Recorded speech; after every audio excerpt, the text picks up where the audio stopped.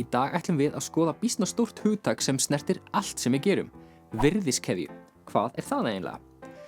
Hefur þú einhvern tíma velt fyrir þér hvaðan allir hlutirnir sem við notum koma? Hver bjó þá til og hvar?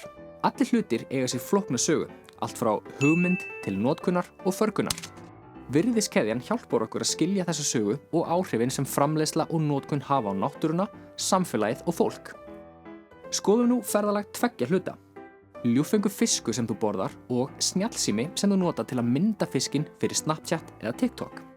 Tveir ólíkir hlutir með flókna sögu.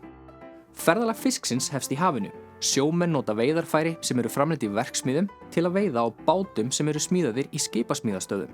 Þegar fiskurinn er veiddur er hann fluttur í land, unninn í vinnslustöðvum og settur í umbúðir sem framleiddar eru víða heim. Fiskurinn er fluttur með vörubílum í matvöruverslanir. Þar kaupum við fiskinn, tökum heim og matreiðum með eldavélum, pottum og pönnum. Kryddin og meðlætið sem notuð eru við matreiðsluna koma oft frá fjarlægum löndum þar sem jurtir eru ræktaðar og tíndar. Að lokum er fiskurinn borinn fram á diskum við matarborðið. Skoðum nú snjallsímann.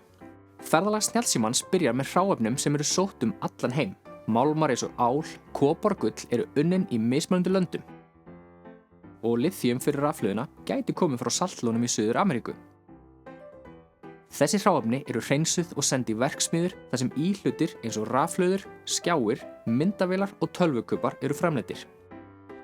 Íhlutirnir eru síðan fluttir til samsetningastöðva, oft í löndum sem sérhæfa sig í stórframleiðslu. Þar setja starfsmenn saman hlutana í þann snjallsíma sem við þekkjum. Að lokum er símanum pakkað í umbúðir og hann sendur til verslana allan heim. Við kaupum símana og tökum nokkrar selfies. Þegar síminn er orðinn úreltur eða við komum með leið á honum, er honum annaðhvort hent eða hann sendur í endurvinnslu þar sem reynt er að endurheimta hráefnin. Bæði fiskurinn og snjallsíminn fara í gegnum flókna virðiskeðju með mörgum skrefum. Fiskurinn fer úr hafinu til vinnslu, verslana og eldhúsa, en snjallsíminn frá námum og verksmiðjum til samsetningar, verslana og notenda. Virðiskeðjan lýkur ekki hjá notendum, heldur í því hvernig varan er endurunnin eða förguð. Á hverju stigi virðiskeðjunnar eru áhrif á umhverfið og fólk. Þegar fiskur er veiddur þarf veiðarfæri sem framleidd er í verksmiðjum og þegar hann er fluttur, unninn og pakkaður fylgir því orkunotkun og úrgangur.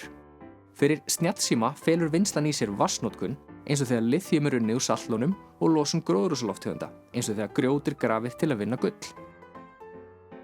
Félagsleg áhrif eru líka mikilvæg. Fiskvinnsla og vinnsla á kryddi byggir á vinnunum margra, oft á lágum launakjörum.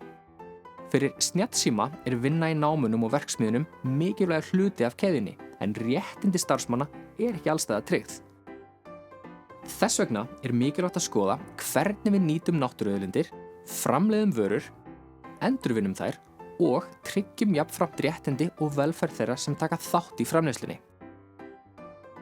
Við getum haft áhrif á alla þessa þætti með lögum, ábyrgum stjórnarháttum fyrirtækja og meðvitund neytenda.